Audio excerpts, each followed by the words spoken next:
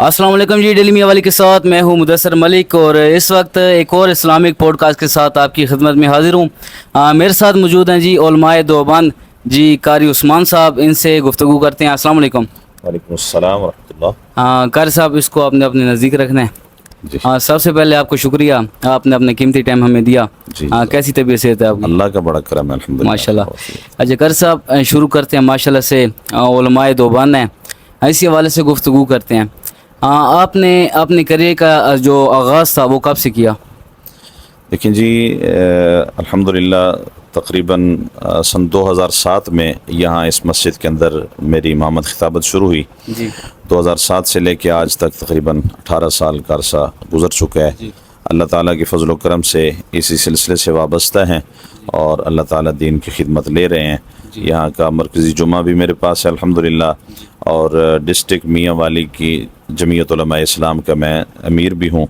तो अल्लाह ताला दीन की खिदमत ले रहे हैं और चल रहे हैं जी माशाल्लाह। अच्छा कारी साहब, ये बताइएगा, बरेलवी मसलक और मसलक के देवबंद, इनमें फ़र्क क्या है? क्योंकि आप लोग भी कहते हैं कि जी हम लोग सुन्नी अहले सुन्नत वल जमात से हैं, और जो बरेलवी हैं वो भी कहते हैं कि जी हम भी अहले सुन्नत वल जमात से हैं। तो इख्तिलाफ़ कहाँ से है और फ़र्क कहाँ से है, ये बता दीजिएगा। देखिए जी, मेरे नज़दीक देवबंद भी एक शहर है और बरेली भी एक शहर है। जी। दोनों हिंदुस्तान के शहर हैं। अब बरेली के अंदर एक मदरसा है और इसी तरह देवबंद में मदरसा है। जो उलमाए देवबंद हैं या उलमाए देवबंद से जो वाबस्ता लोग हैं वो अपने आप को देवबंद मसलक से वाबस्ता समझते हैं, और जो बरेली के मदरसे से पढ़े हुए है या उनसे वाबस्ता हैं वो अपने आप को बरेली से वाबस्ता कहलवाते हैं। मसला ये है कि असल तो चीज़ है कि हमारे दरमियान अगर इख्तिलाफ़ात को देखा जाए तो मुझे भी समझ नहीं आ रही कि इख्तिलाफ़ात कहाँ से शुरू हुए हैं। अल्लाह एक है, रसूल एक है, कुरान करीम एक है। हम भी सहाबा इकराम, आले बैत अतहार और औलियाए किराम, इन तमाम लोगों के मानने वाले हैं। हम भी इमाम आज़म अबू हनीफ़ा रहमतुल्लाह अलैह के मुक़ल्लिद हैं, और मसलक बरेलवी से ताल्लुक़ रखने वाले जो लोग हैं वो भी इमाम आज़म अबू हनीफ़ा रहमतुल्लाह अलैह के मुक़ल्लिद हैं। तो देखें, कुरान एक है, हदीस एक है, फ़िक़्ह एक है, तो मेरे ख़्याल में तो इख्तिलाफ़ नहीं होना चाहिए। अल्हम्दुलिल्लाह, जहाँ तक मैं अपनी बात करूँ तो उलमाए देवबंद अपने आप को अहले सुन्नत वल जमात इसलिए कहते हैं कि हमारा अक़ीदा, नज़रिया, हमारे आमाल, हम ये कहते हैं कि जो अमल भी हो, जो काम भी हो, उस पर नबी करीम सल्लल्लाहु अलैहि वसल्लम की सुन्नत की मोहर होनी चाहिए, सहाबा इकराम का अमल होना चाहिए। तो यकीनन वो अमल हमारे लिए राह निजात है और उस पे चलते हुए हम कामयाबी की मंजिल हासिल करेंगे। जी माशाल्लाह, बहुत खूबसूरत जवाब दिया है। लेकिन मुझे इख्तिलाफ समझ नहीं आता ना, क्योंकि आप लोगों का भी वही नमाज, वही रोज़ा, वही ज़कात, सब कुछ वही है। कुछ इख्तिलाफ आपको नज़र नहीं आता?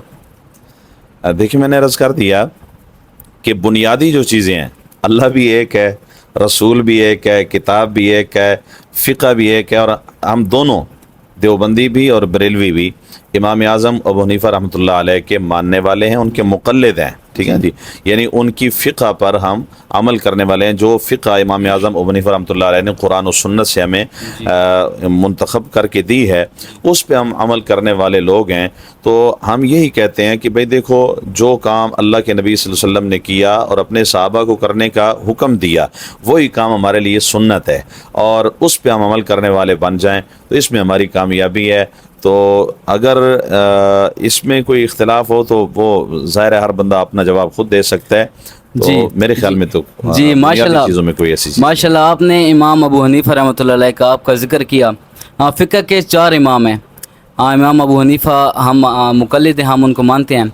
अगर इमाम अबू हनीफ़ा से हट के अगर किसी और को हम माने तो क्या हम गैर मुस्लिम हो जाएंगे? क्यों गैर मुस्लिम हो जाएंगे? चारों अइम्मा बरहक हैं और हम तो सबको बरहक मानते हैं, लेकिन चूँकि हमारा जो ये बर्र सग़ीर का इलाक़ा है, यहाँ पे अक्सरियत इमाम आज़म अबू हनीफ़ा रहमतुल्लाह अलैह के मानने वालों की है, तो इसलिए यहाँ अक्सरियत उन लोगों की पाई जाती है। हम तो किसी को भी माज़अल्लाह गैर मुस्लिम तो दूर की बात है, हम गुमराह भी नहीं कहते, सारे हक़ पर हैं, चाहे वो हम्बली हैं, शाफ़ी हैं, मालिकी हैं, वो सारे बरहक हैं, और इसी तरह हनफी भी बरहक हैं। तो यहाँ चूँकि अक्सरियत इमाम आज़म अबू हनीफ़ा रहमतुल्लाह अलैह के मानने वालों की है, तो इसलिए यहाँ हम उनकी फ़िक़्ह पे अमल करते हैं। बहुत से लोग कहते हैं कि जी हम सीधा डायरेक्ट अल्लाह ताला को मानते हैं, बहुत से लोग कहते हैं कि जी हम कुरान और हदीस को मानते हैं, हम किसी भी इमाम को नहीं मानते। उनके बारे में क्या कहना चाहेंगे?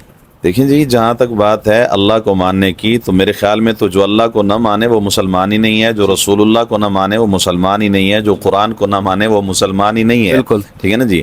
جہاں تک ائمہ کی بات ہے تو ائمہ کرام نے یہ کوئی اپنا دین نہیں دیا، یہ اللہ اور اس کے رسول کے جو احکامات تھے وہی جمع کر کے امت تک پہنچائے ہیں، اور یہ ہم ممنون ہیں ان کے، وہ ہمارے محسن ہیں کہ انہوں نے جو بکھری ہوئی چیزیں تھیں ان کو یکجا کر کے امت کو اس چیز پہ جمع کر دیا تاکہ امت انتشار سے بچ جائے.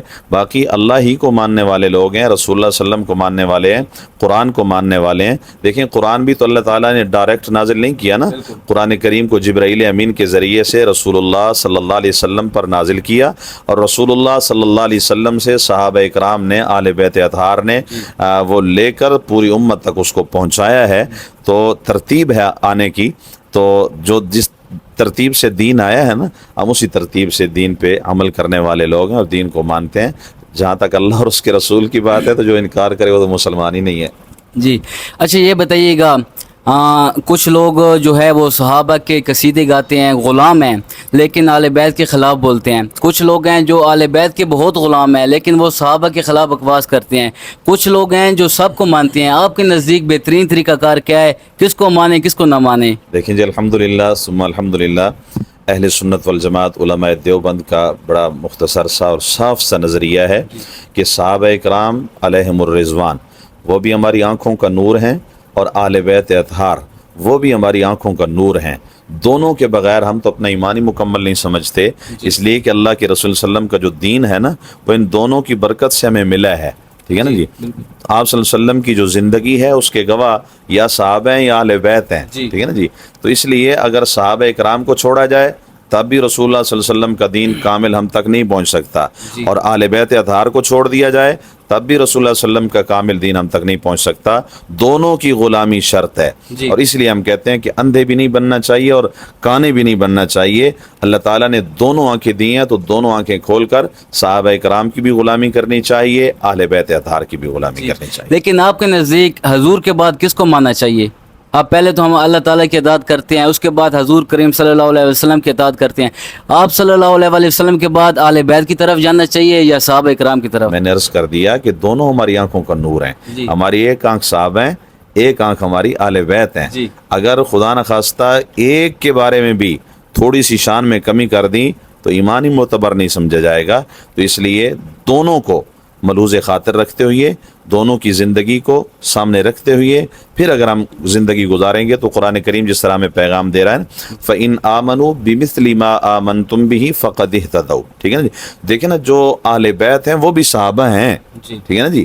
جو اہل بیت ہیں وہ بھی صحابہ ہیں. صحابی کس کو کہتے ہیں؟ نبی کریم صلی اللہ علیہ وسلم کی ایمان کی حالت میں زیارت کی، یا پھر آپ صلی اللہ علیہ وسلم نے اس کو دیکھا اس حال میں کہ وہ صاحب ایمان تھا اور پھر اسی حال میں اس کا خاتمہ ہوا، تو یہ صحابی ہے. تو آل بیت بھی صحابہ ہیں. تو اس لیے ہمارے نزدیک ان تمام کی جو شان ہے وہ اللہ تعالیٰ قرآن کریم میں یوں بیان فرما رہے ہیں کہ لوگو اگر تم ہدایت چاہتے ہو نا تو بِمِثْلِ مَا آمَنْتُمْ بِهِ فَقَدْ اهْتَدَوْا، پھر ان کی طرح ایمان بناؤ. یعنی صحابہ اور اہل بیت یہ وہ مقدس ہستی ہیں جن کا ایمان اللہ تعالیٰ نے ایسا مثالی بنایا کہ ان کے ایمان کو ایز اے سیمپل امت کے لیے پیش کیا گیا کہ اگر ان کو سامنے رکھتے ہوئے اپنی زندگی گزارو گے تو فَقَدْ اهْتَدَوْا، پھر ہدایت کے پروانے ملیں گے. تو اس لیے ہمارا ایمان ہے کہ صحابہ اکرام بھی ہمارے لیے ہمارے رہبر و رہنما ہیں، اور اہل بیت اطہار بھی ہمارے لیے رہبر و رہنما ہیں. جی ماشاءاللہ. سیدنا امیر معاویہ رضی اللہ تعالیٰ عنہ، آپ ان کے بارے میں آپ کا کیا ظاہر خیال ہے کہ سید امیر معاویہ نعوذ باللہ کیا غلط تھے؟ نعوذ باللہ جس طرح لوگ بکواسات کرتے ہیں، اہل سنت والجماعت میں بھی کئی ایسے علماء ہیں، میں نام نہیں لیتا، وہ بھی سیدنا امیر معاویہ کے خلاف کافی باتیں کرتے ہیں. ان کے بارے میں آپ کا کیا ظاہر خیال ہے؟ دیکھیں جی، جو بھی کرے چاہے وہ اہل سنت ہو چاہے کسی اور مسلک سے ہو، وہ کسی بھی نظریے سے تعلق رکھنے والا، کسی بھی ادنا سے صحابی کی شان میں گستاخی ہمارے لیے ہمارے نزدیک بہت بڑا جرم ہے اور ایمان کو ضائع کرنے والا جرم ہے. تو سیدنا امیر معاویہ رضی اللہ تعالیٰ عنہ کی جہاں تک بات ہے تو اہل علم جتنے بھی ہیں وہ سیدنا امیر معاویہ رضی اللہ تعالیٰ عنہ کی شان، عظمت، مقام اور مرتبے کے قائل ہیں کہ آپ صحابی رسول ہیں، آپ کاتب وحی ہیں، اللہ تعالیٰ نے آپ کو بڑے مقام سے نوازا ہے. وہ یقیناً جب آپ صلی اللہ علیہ وسلم کے ہاتھ میں انہوں نے ہاتھ دیا تو اللہ تعالیٰ نے ان کو وہ مقام عطا کر دیا جو دیگر صحابہ اکرام کو ملا تھا. اور جہاں رضی اللہ عنہم ورضوا عنہ کی اللہ تعالیٰ نے صحابہ اکرام کو سند عطا کی ہے تو اس میں سیدنا امیر معاویہ رضی اللہ تعالیٰ عنہ بھی شامل ہیں. تو جس طرح باقی صحابہ اکرام ہمارے لیے رہبر و رہنما ہیں، اسی طرح سیدنا امیر معاویہ رضی اللہ تعالیٰ عنہ بھی ہمارے لیے رہبر و رہنما ہیں. ان کی شان میں گستاخی بھی ایمان کو ضائع کر دینے والی. سیدنا امیر معاویہ صحابی رسول ہیں، کیا کوئی مضبوط دلیل ہے آپ کے پاس یا کوئی حدیث مبارکہ سے اگر آپ پیش کرنا چاہیں تو؟ دیکھیں بہت ساری احادیث ہیں، ٹھیک ہے نا. سیدنا امیر معاویہ رضی اللہ تعالیٰ عنہ کے بارے میں آپ صلی اللہ علیہ وسلم نے فرمایا ایک موقع پر اللہم اجعل معاویہ ہادیا مہدیہ.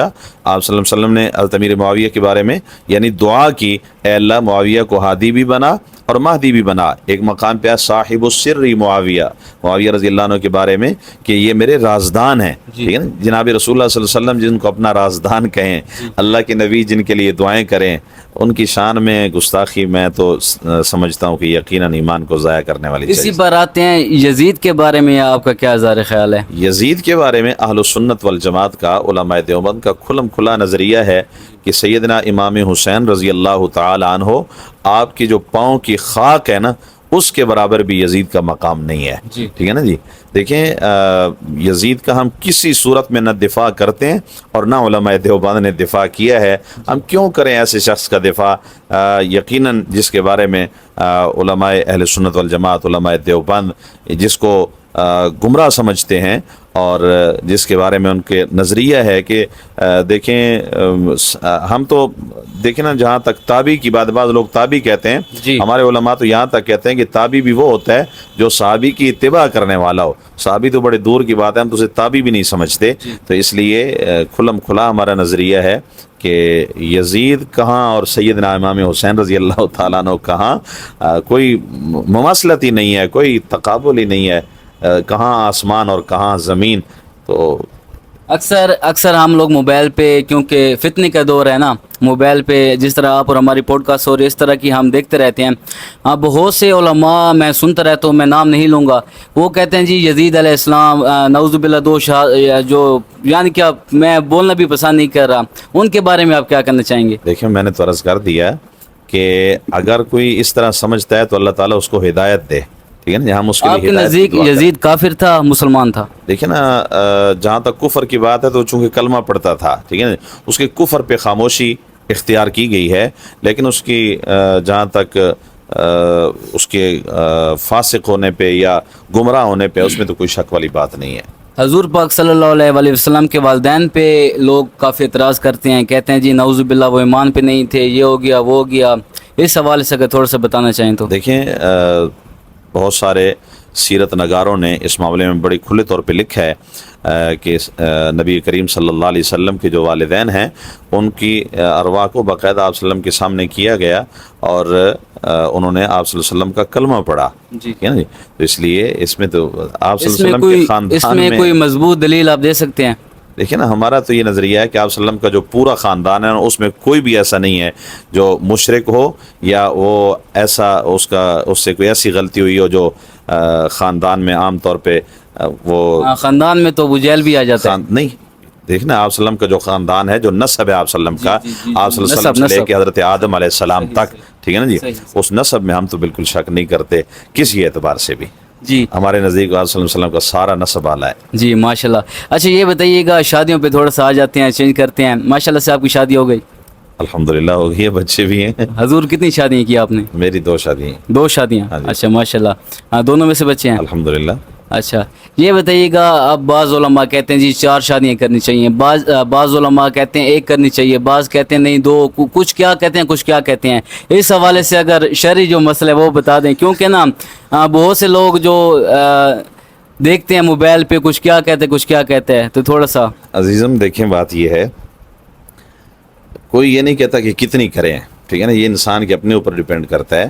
اللہ تعالیٰ نے جو اجازت دی ہے امتی کے لیے، فَانْكِحُوا مَا طَابَ لَكُم مِّنَ النِّسَاءِ مَثْنَىٰ وَثُلَاثَ وَرُبَاعَ، ٹھیک ہے نا، یہ اجازت ہے. ٹھیک ہے، کہ ایک امتی کے لیے 4 تک کی گنجائش موجود ہے بیک وقت. اگر وہ 4 نکاح بھی کرنا چاہے تو اس کے لیے گنجائش موجود ہے، وہ کر سکتا ہے، اس کے لیے جائز ہے. یعنی اگر وہ افورڈ کر سکتا ہے، تمام کے ساتھ انصاف کر سکتا ہے، ان کے حقوق پورے کر سکتا ہے، تو پھر اس کے لیے 4 تک کی گنجائش یعنی اجازت موجود ہے. یہ ضروری نہیں ہے کہ 4 ہی کرنی ہے. بندہ ایک کے قابل بھی نہ، وہ 4 سر پہ لے کے بیٹھ جائے تو ایسا بھی نہیں، بالکل ٹھیک ہے نا.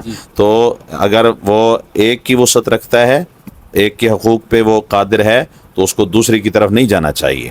اگر 2 کی وہ گنجائش رکھتا ہے تو 2 پہ اکتفا کرے. ضروری نہیں ہے کہ 3 کی طرف جائے. 3 کی گنجائش رکھتا ہے 4 کی طرف جائے. اجازت 4 کی ہے، لیکن وہ اللہ تعالیٰ نے آخر میں واضح لفظوں میں فرما دیا فَإِنْ خِفْتُمْ أَلَّا تَعْدِلُوا فَوَاحِدَةً. اگر تمہیں اس بات کا ڈر ہے کہ تم عدل نہیں کر پاؤ گے، انصاف نہیں کر سکو گے، ان کی ضروریات، ان کے حقوق پورے نہیں کر پاؤ گے، تو پھر ایک پہ ہی رہو، پھر آگے بڑھنے کی ضرورت نہیں ہے. بعض علماء کہتے ہیں جی قرآن میں لکھا ہوا ہے 2 2 3 3 4 4، یعنی کہ یہ تو بہت ساری بن گئی نا، 2 2 3 3 4 4، اس کو ڈیوائڈ کریں تو کہاں جا کے کام کھڑا ہو جائے گا. تو جس طرح سعودی عرب میں ماشاءاللہ سے گیا ہوں عمرے پہ، وہاں پہ جو بادشاہ لوگ ہیں یا اور بھی لوگ ہیں، وہ یعنی کہ کسی نے 22 شادیاں کی ہوئی تھیں، کسی نے 10 کی ہوئی تھیں، کسی نے 8 کی ہوئی تھیں. بہت سے لوگ ہمیں ملتے بھی تھے اور وہ بتاتے بھی تھے. اس کے بارے میں آپ کیا کہنا چاہیں یہ گے؟ آپ کی غلط فہمی ہے. مسلمان جو بھی ہے، دیکھیں اس میں تو کوئی فقہی اختلاف بھی نہیں ہے. قرآن کریم کے اندر ایک چیز جب آ گئی کھلم کھلا، تو اس کے اندر جب نص پہ ایک چیز آ گئی ہے، نص کہتے ہیں قرآن کریم کی دلیل کو، تو جب قرآن کریم میں ایک چیز کو کھلے لفظوں میں بیان کر دیا گیا نا، تو اس میں پھر کوئی دوسری رائے نہیں ہوتی. وہ مسلمان چاہے سعودیہ کا ہو، چاہے وہ دبئی کا ہو، وہ چاہے یمن کا ہو، چاہے وہ پاکستان کا ہو، ہندوستان کا ہو، ان تمام کے لیے حکم ایک ہے. ہاں یہ بعض دفعہ اس طرح ہوتا ہے کہ مثلاً 4 شادیاں کی ہیں، ان میں سے 2 کو طلاق دے دی، پھر 2 کر لیں، ٹھیک ہے جی، پھر اس کے بعد 1 2 کو طلاق دے دی، پھر 1 2 اور کر لیں. اس طرح اگر کسی کی زیادہ ہو گئی تو وہ علیحدہ چیز ہے. لیکن بیک وقت ایک ہی وقت میں 4 سے زیادہ کی گنجائش کسی مسلمان کے لیے نہیں ہے. اگر اس نیت سے کی جائے کہ جی یہ میں نکال لینی ہے، 2 سالوں بعد ختم کر دینا نکاح، پھر میں نے ایک اور کرنی غلط ہے. چیز ہے، ایسا بالکل نہیں. دیکھیں طلاق جو ہے نا، اللہ کے نزدیک سب سے ناپسندیدہ عمل ہے. جی. ٹھیک ہے نا، جائز ہے لیکن سب سے زیادہ ناپسندیدہ عمل جو ہے وہ طلاق ہے. جی. اب ایک بندہ اسی نیت سے کر رہا ہے، غلط ہے. بالکل ایسا نہیں کرنا چاہیے. اللہ کا ناپسندیدہ عمل اختیار کرنے کے لیے اگر وہ کر رہا ہے تو دیکھیں عورت کی بھی کوئی زندگی ہے. جی. ظاہر ہے اگر اس کو بلا وجہ وہ طلاق دیتا ہے تو اس کی زندگی پہ وہ چیز بہت زیادہ اثر انداز ہوتی ہے. تو اللہ تعالیٰ نے ایسی چیزوں سے منع کیا. قطعاً ایسا نہیں کرنا چاہیے.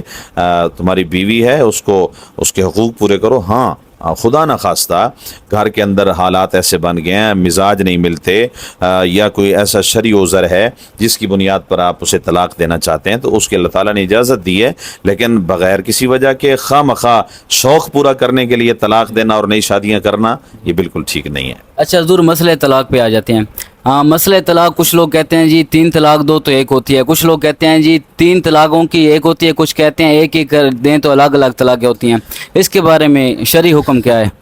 دیکھیں یہ بھی اختلافی مسئلہ آپ مجھ سے پوچھ رہے ہیں. آپ کے نزدیک، کیونکہ آپ علماء دیوبند ہیں. ہاں، چونکہ ہمارا تعلق فقہائے احناف سے ہے، تو فقہائے احناف کے نزدیک 3 طلاقیں 3 ہی ہیں، اور احناف کا بھی کوئی اپنا مسلک نہیں ہے. یہ مسلک جناب رسول اللہ صلی اللہ علیہ وسلم اور صحابہ اکرام سے لیا گیا ہے. ٹھیک ہے نا جی، کہ 3 طلاقیں 3 ہی طلاقیں ہیں.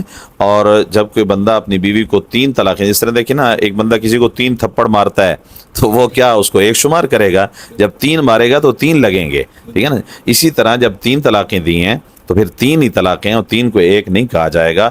ہاں، جو طلاق کا طریقہ کار ہے وہ یہی ہے کہ 1 طلاق دے کے اسے آزاد کر دیں. ٹھیک ہے نا، تو پھر جو ہے اگلی دفعہ اس کو پھر اگر آپ نے دوسری دینی ہے آپ کو موقع مل جائے گا. جس طرح عام طور پہ لوگ 3 طلاقیں دے کے پھر رہے ہوتے ہیں فتوے کے لیے. بعض دفعہ پھر طلاق کی وجہ سے لوگ مسلک تبدیل کر دیتے ہیں کہ مجھے جی فلاں سے گنجائش ملی ہے اس لیے میں تو پھر اس طرف جا رہا ہوں. تو بھائی پہلے سوچو، جس طرح شریعت نے کہا ہے، طلاق کا جو طریقہ بتلایا گیا ہے اس کے مطابق اگر طلاق دیں گے تو پھر یہ پریشانی کا سامنا نہیں کرنا پڑے گا. جب طلاق دے دیتے ہیں 5 دنوں کے بعد پھر ہوش ٹھکانے آتی ہے اور کہتے ہیں جی وہ مجھے ایسا نہیں کرنا چاہیے تھا، اب بچے چھوٹے ہیں، اب یہ ہو گیا، اب فلاں ہو گیا. تو یہ شریعت نے اسی لیے کہا ہے کہ 1 طلاق دے دو تاکہ تمہیں بھی بعد میں موقع مل جائے سوچنے کا، اور جو خاتون ہیں ان کو بھی تھوڑا سا ان کی اصلاح کے لیے ان کو ایک موقع مل جائے کہ اگر میرے اندر کوئی کمی ہے تو میں اس کمی کو دور کر لوں تاکہ میرے لیے آئندہ کوئی ایسی نوبت پیش نہ آئے۔ جی حضور، بہت سے لوگ کہتے ہیں جی ہم نے تو غصے میں طلاق دی ہے، تو کیا غصے میں طلاق ہو جاتی ہے؟ دیکھیں، طلاق ہوتی ہی غصے میں ہے۔ کبھی پیار سے بھی کسی نے کہا ہے کہ تو میری بڑی پیاری بیوی تھی، مجھے بڑا پیار ہے تیرے ساتھ، لیکن میں تجھے طلاق دیتا ہوں، ایسا پھر بھی ہو جائے گی، ہو جائے گی، کیوں پیار سے بھی۔ دیکھیں، جس نکاح اور طلاق دونوں جہاں بڑے سنجیدہ مسئلے ہیں وہاں بڑے نازک بھی ہیں، ٹھیک ہے نا جی، اور بڑے حساس ہیں اپنی نوعیت میں، ٹھیک ہے نا جی۔ دیکھیں، اگر خدا نہ خواستہ کسی نے مزاق میں بیٹھے بیٹھے بھی طلاق دے دی، طلاق پھر بھی ہو جائے گی، پیار میں دے دی پھر بھی ہو جائے گی، غصے میں دے دی پھر بھی طلاق ہو جائے گی۔ طلاق ہر صورت میں ہو جاتی ہے۔ اور طلاق کی قسمیں ہیں، آگے نوعیت ہے طلاق کی، 3 قسمیں ہیں طلاق کی مشہور۔ طلاق رجعی ہے، طلاق بائن ہے، طلاق مغلظہ ہے۔ پھر طلاق کی اپنی اپنی نوعیت ہوتی ہے، کن لفظوں سے طلاق دی ہے اور ان الفاظ سے پھر کون سی طلاق پڑ رہی ہے۔ تو اس لیے خدا نہ خواستہ کبھی ایسا موقع پیش آ جائے تو پھر علماء کرام سے رجوع کرنا چاہیے کہ میں نے اس میں پھر جھوٹ بھی نہیں بولنا چاہیے، بعین ہی وہ الفاظ جو اس وقت زبان سے نکلے، وہ زبان سے نکلے ہوئے الفاظ بتائے جائیں کہ میں نے یوں کہا، تو اس کے مطابق پھر مسئلہ سامنے آ جائے گا کہ یعنی اس سے کہ بیچ کون میں سی جھوٹ نہ ہو۔ طلاق ہے۔ بالکل نہیں ہونا چاہیے۔ دیکھیں نا، تھوڑی سی جھوٹ بولنے کی وجہ سے خدا نہ خواستہ اگر طلاق ہو گئی، ظاہر ہے آپ کسی عالم کے پاس، کسی مفتی کے پاس آئیں گے تو اس نے ظاہر پہ فتویٰ دینا ہے، جو آپ بتا رہے ہیں اس کے مطابق اس نے فتویٰ دینا ہے۔ اس میں اگر خدا نہ خواستہ جھوٹ بول دیا تو جھوٹ بولنے کی وجہ سے ظاہر ہے مفتی صاحب عالم جو ہیں وہ تو مسئلہ بتا دیں گے کہ یہاں طلاق نہیں ہوئی، ٹھیک ہے، لیکن اگر اس نے جھوٹ بولا تو حقیقت میں تو طلاق ہو گئی ہے۔ اب اگر اس نے اس بیوی کو اپنے پاس رکھو تو وہ حرام ہے، ناجائز ہے۔ تو اس لیے الفاظ میں قطعاً ہیر پھیر نہیں کرنی چاہیے، بعین ہی وہ الفاظ بتانے چاہیے جو طلاق دیتے وقت بولے تھے۔